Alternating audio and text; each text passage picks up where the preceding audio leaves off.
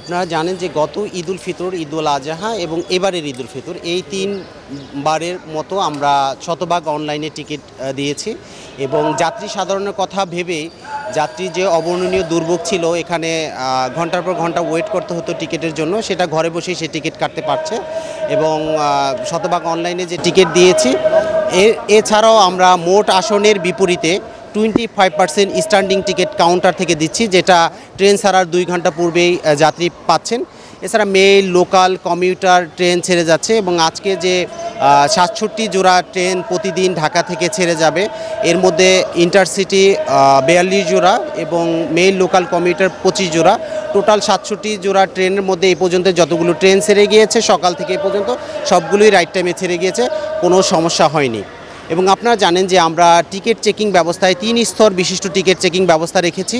সেখানে আমার টিটিটিসি এবং বিভিন্ন আইনশৃঙ্খলা রক্ষাকারী বাহিনী আছেন। প্রত্যেক যাত্রীর টিকিট যার ভ্রমণ তার এই নীতি বাস্তবায়নের লক্ষ্যে কাজ করে যাচ্ছে এবং যাত্রী যেন তার সুবিধার্থে সে সিট কেটে সে যেন তার সহজেই তার সিটে বসে তার গন্তব্যে পৌঁছাতে পারে, সেই লক্ষ্যে আমরা কাজ করে যাচ্ছি।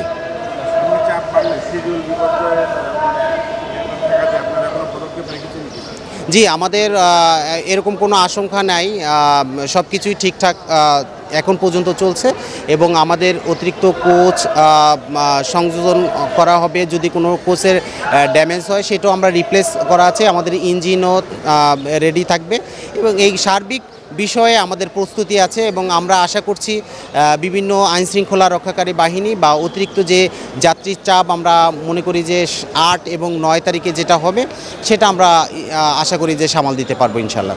40% বেশি গ্লো, বিশ্বের 1 নম্বর গ্লো ক্রিম, নতুন গ্লো এন্ড লাভলি। দেখুন, আপনারা গেটে দেখতে পাচ্ছেন যে আমরা 3 স্তর বিশিষ্ট টিকিট চেকিং ব্যবস্থা যে কার্যক্রম এখন চলছে এটা চলমান থাকবে এবং যাত্রী যে 8 এবং 9 তারিখে যাত্রী যে চাপ হবে সেটা আমরা আগেই জানি এবং যেটা টিকিটের হিট সংখ্যা দেখে বুঝতে পারছি যে 8 তারিখ এবং 9 তারিখের 2,80,00,000 মানুষ হিট করেছিল টিকিট প্রত্যাশার জন্য এবং অতিরিক্ত আইন শৃঙ্খলা রক্ষাকারী বাহিনী ওই সময় মোতায়েন থাকবে।